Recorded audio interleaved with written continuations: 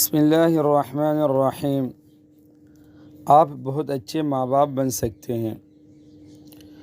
آپ بہت اچھے ماں باپ بن سکتے ہیں بشرطے کہ آپ اپنے بچوں کو سمجھیں، ان کا خیال رکھیں، ان کی باتیں توجہ سے سنیں اور اپنی رائیں دیں۔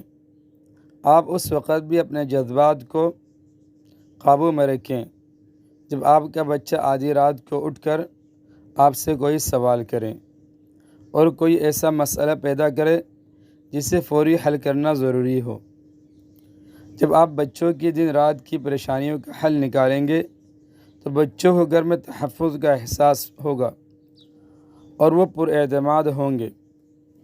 اگر آپ بچوں کو زندگی میں کامیاب دیکھنا چاہتے ہیں تو بہتر ہوگا کہ ان کی مسلسل نگرانی کرنا چھوڑ دیں، لیکن اس کا مطلب یہ نہیں کہ وہ جو چاہیں کرتے رہیں۔ آپ ان پر نظر رکھیں، لیکن اس طرح کہ انہیں یہ احساس نہ ہو کہ ان پر ہر وقت نظر رکھی جا رہی ہے۔ آج کل کے والدین بچوں کے معاملے میں بہت زیادہ حساس ہوتے ہیں۔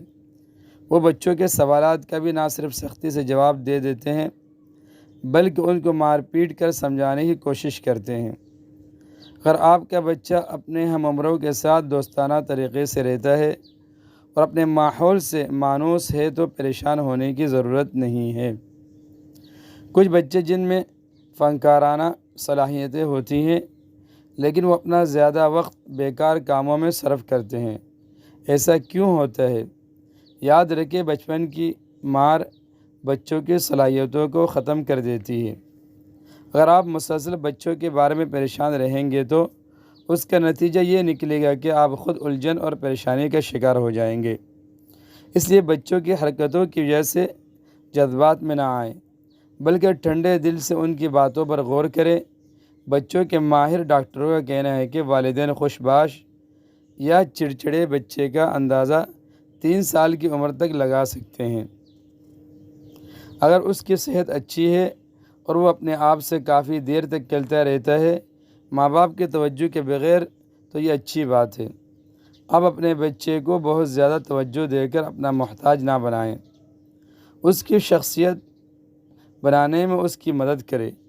گھر کے ماحول کو پرسکون رکھیں کیونکہ ماں باپ ہی بچوں کا آئیڈیل ہوتے ہیں۔ جب آپ دونوں گھر پر موجود ہو تو اپنا وقت بچوں کو دیں۔ اگر آپ ایسا نہیں کریں گے تو بچے آپ سے دور ہونا شروع ہو جائیں گے۔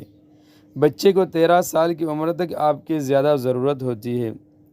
جب وہ کالج جانا شروع کرتا ہے تو پھر اپنا وقت گزارنے کا خود فیصلہ کر لیتا ہے۔ اس وقت اس کی مصروفیات پوچھیں مگر بلا وجہ روک ٹوک نہ کریں۔